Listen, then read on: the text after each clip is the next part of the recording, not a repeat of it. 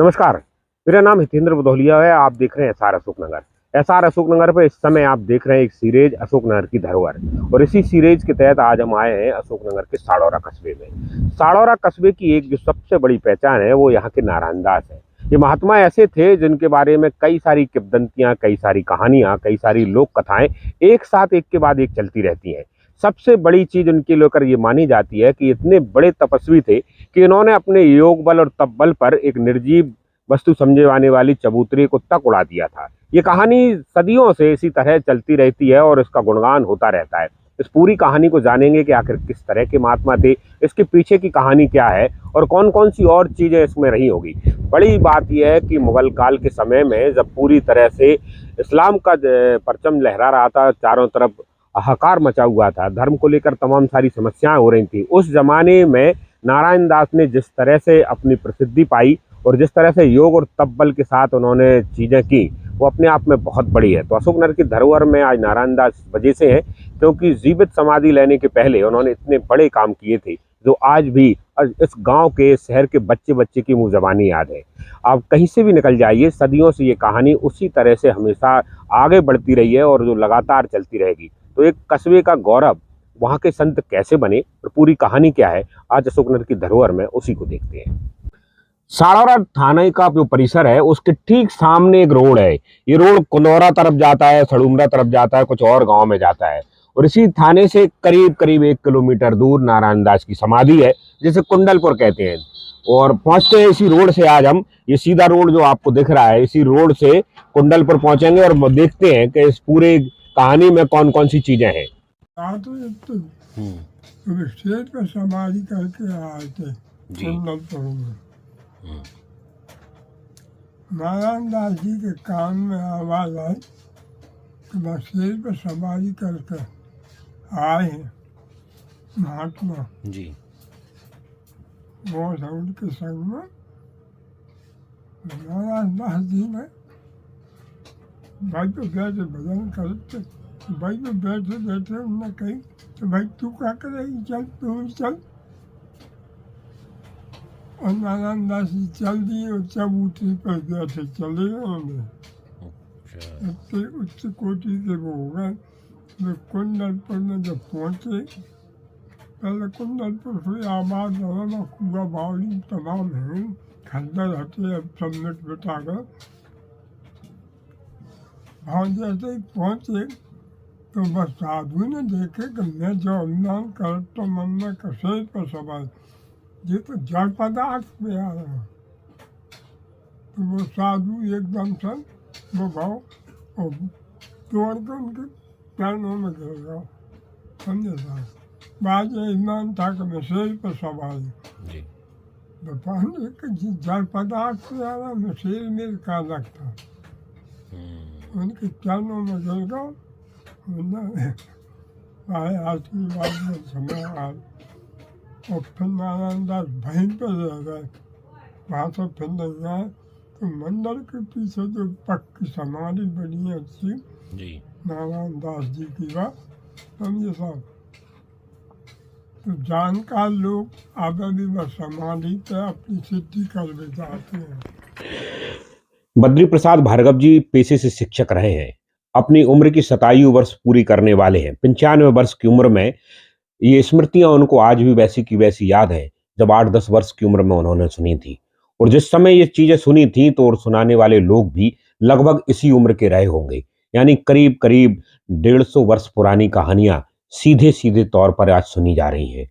उम्र के लिहाज से आवाज भले ही कांप रही है, मगर नारायण दास की कहानी इस उम्र में जब बहुत सारी चीजें भूलते जा रहे हैं तब भी उन्हें बिल्कुल कंठस्थ याद है। और अपने पूर्वजों से सुनती कहानी ऐसे ही परंपरागत तौर पर साड़ौरा में हर घर में कहीं और सुनी जाती है। जिस स्थान पर हम खड़े हैं यही स्थान है जो नारायण दास महाराज जिनको कहा जाता है एक महान तपसी, कि इसी चबूतरे के नीचे उन्होंने जीवित समाधि ली थी। काफी वर्ष पुराना, करीब 400 वर्ष या 500 वर्ष के आसपास का ये चबूतरा रहा होगा।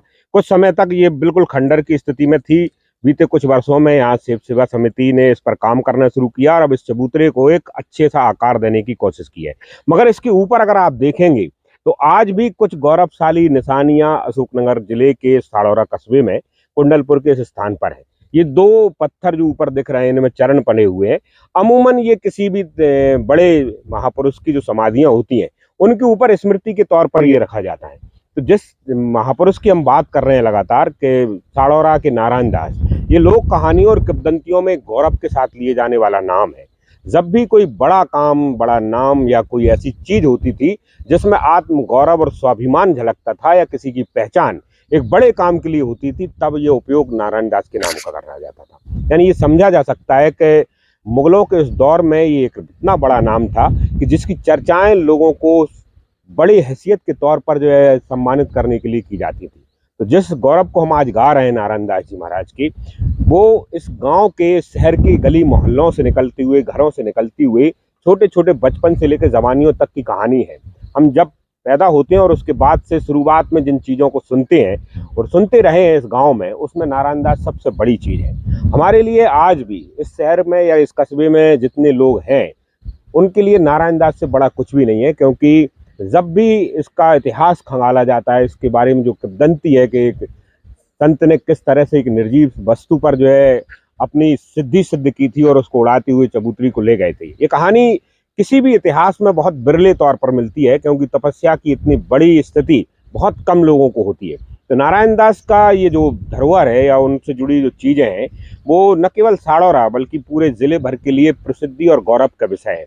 जब जब हम ये समझते हैं कि नारायण दास कितनी बड़ी हस्ती थी, तो उनको लेकर कई सारी कहानियां और किंवदंतियां, उनके राजसी वैभव के कई बार चर्चाएं होती हैं। जमातों को या धर्म गुरुओं को यहाँ पनाह देने का काम होता है, या ऐसे ही कई सारे भंडारों को लेकर भी कई सारी चर्चाएं होती रहती हैं। मगर एक कहानी जो हमेशा से पिछले कई शताब्दियों से लगातार चली जा रही है, वो ये है कि एक इतना गौरवशाली इतिहास हम लोगों से जुड़ा हुआ है, साड़ौरा कस्बे से जुड़ा हुआ है, जो उसकी पहचान बन गया हो। और उस पहचान का जो सबसे बड़ा बिंदु है वो नारायण दास है। और ये आज उनकी समाधि या उनके चिन्ह के रूप में या उनकी जो स्मृति है, सिर्फ ये दो पत्थर है।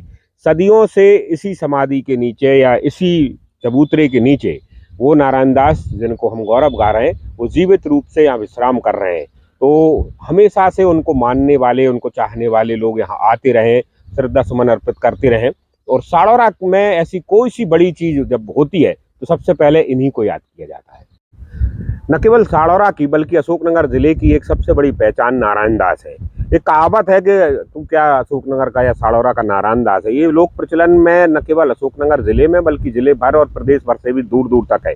इस स्थान को लेकर कई सारी किंवदंतियाँ, कई सारी कहानियाँ पीढ़ी दर पीढ़ी यहाँ सुनते रहे हैं। हम लोग बचपन से ही इस स्थान को लेकर हमेशा कौतूहल के साथ में जिए हैं। और कुछ ऐसी कहानियाँ जो हमारे पीढ़ियों से कुछ लोग लगातार नीचे करते चले आए, उसी वंश परंपरा में हम लोग हैं। हमारे साथ में साड़ौरा के जो है सूर्यकांत भार्गव जी हैं। भार्गव जी, इस स्थान को लेकर हम बचपन से कई सारी चीज़ें सुनते रहे हैं, आपके पुराने कई सारी पीढ़ियों के लोग यहीं के रहने वाले हैं। तो किस तरह की चीज़ें आपको बचपन से यहाँ के बारे में, इस स्थान के बारे में बताई गई है? देखिए, इसका नाम है कुंडलपुर जी। कुंडलपुर, और ये लगभग अभी जो स्थानीय साड़ौरा है जी। इसका मूल रूप से वैसे साहदौरा के नाम से जाना जाता है। लेकिन ये साड़ौरा मूलतः जो साड़ौरा था, जिसका नाम शिवनगर होना था, वो यही है कुंडलपुर। यहाँ पर इतनी घनी बस्ती थी कि दिन में भी सूर्य नारायण भगवान की किरणें पृथ्वी पर नहीं पड़ती थी। बियावान जंगल हुआ करता, बहुत बियावान जंगल हुआ करता था। यहाँ शेर, हिरण, चीता ये सामान्य सी बात थी। क्योंकि मैं इस बात को इसलिए कह रहा हूँ क्योंकि मेरे पूर्वज यानी कि मेरे बब्बा श्री रामचंद्र लाल पाठक और उनके भाई थे एक मंदिर वाले दाजू, और उनके भी पिताजी जो थे विष्णु प्रसाद पाठक, और उनके भी जो पिताजी थे श्री रघुनाथ प्रसाद जी पाठक। यानी कि 450 साल का पुराना इतिहास तो मेरे पूर्वज द्वारा मेरे कर्णों में और मेरे को बताया गया है। उसके अनुसार बताते हैं कि मेरे बाबा के पिताजी श्री विश्वनाथ प्रसाद पाठक यहाँ पर पूजा करने आया करते थे। तो वो बताते थे कि यहाँ पर बियाबान जंगल हुआ करता था। और जो आप जो देख रहे हैं ये लेन से बरगद हैं, शायद इनकी हजारों वर्ष पुरानी तो आयु है। आप देख सकते हैं कतार से बरगद हैं, और एक जगह नहीं कई जगह कतार से लगे हैं। इसलिए सिद्ध होता है कि ये बिल्कुल सिस्टमेटिक तरीके से नगर बसा हुआ था। और आप जो देखेंगे यहाँ कई जगह टापू हैं, वो टापू यानी कि पुराने बस्ती थी और पुराने घर थे। और यहाँ पर जो अब हनुमान जी का मंदिर अभी बना दिया गया है, क्योंकि पहले एक चबूतरे पर था, तो यहीं पर राधा कृष्ण और राम जानकी का मंदिर हुआ करता था, जो प्रतिस्थापित होकर के हमारे शाडरा के अंदर अस्थल मोहल्ला है, कस्बे में पहुंच गया है। तो वहां पर स्थापित कर लिया गया, प्रतिस्थापित कर लिया गया। और वहां पर इसी के नाम से आज भी 700 बीघा 200 बीघा, किसी के पास 150 बीघा जमीन इसी के नाम पर है। और यहीं पर एक नारायण दास जी, जो कि मुझे 450-500 साल उन्होंने बताया कि इस तरह के एक संत हुआ करते थे, सिद्ध पुरुष हुआ करते थे। क्योंकि वो कोई देखा जाए, उन्होंने जो बताया था तो उन्होंने कहा था कि ये संत नहीं थे, वास्तव में एक राजपुरुष थे जिनके यहाँ टकसाल चलती थी और टकसाल यहाँ पर रुपया बनते थे। और वो इतने बड़े भक्त थे कि पहले के ज़माने में साधु संतों की जमात आया करती थी, नागा साधुओं की, तो उनकी सेवा के लिए वहाँ का मुख्य जो हुआ करता था, नगर का जो मुख्य पटेल या चौधरी या वहाँ के संभ्रांत व्यक्ति जो हुआ करते थे, उनकी सेवा किया करते थे। तो उसी तारतम्य में वो एक सामाजिक तो थे ही, लेकिन सिद्ध पुरुष थे, सत्य बोलते थे, सिद्धताएं थी। और वह सिद्धता किसी को ऊपर बताते नहीं थे। ये उनका मानना थी कि मैं परहित के लिए क्या कर सकता हूँ। ये जो जिस स्थान पे हम खड़े हैं, समय देख रहे हैं, ये इलाका उनके जो है सिद्धि का है, हाँ, उनके रहने का रहा होगा, बावड़ियां वगैरह हैं। बिल्कुल बिल्कुल, यहाँ पर 2 बावड़ियां हैं। एक तो ये यहाँ पर नारायण दास जी की ये समाधि है, उनके सामने एक है, और दूसरी आप उधर देखेंगे तो ये बावड़ियां पुराने जमाने कुदालों से, उनसे, और जो लोहिया पत्थर होता है, जो एक ढालू पत्थर होता है, उससे खोद कर बनाई गई है। उसकी तरह सीढ़ी बनाई गई है, नीचे तक सीढ़ी जाती है और वहाँ पर बहुत सारा पानी भरा रहता है, जो आज हमारे आदि काल का संकेत करता है। तो मैं चूँकि मेरे बाबा जो विष्णु प्रसाद पाठक थे, उन्होंने बताया कि यहाँ पर मैं पूजा किया करता था, बब्बा को बताया था, तो पूजा किया करता था और शेर यहाँ आकर बैठ जाता था। जब तक वो पूजा करते थे तो शेर जो है सोता रहता था।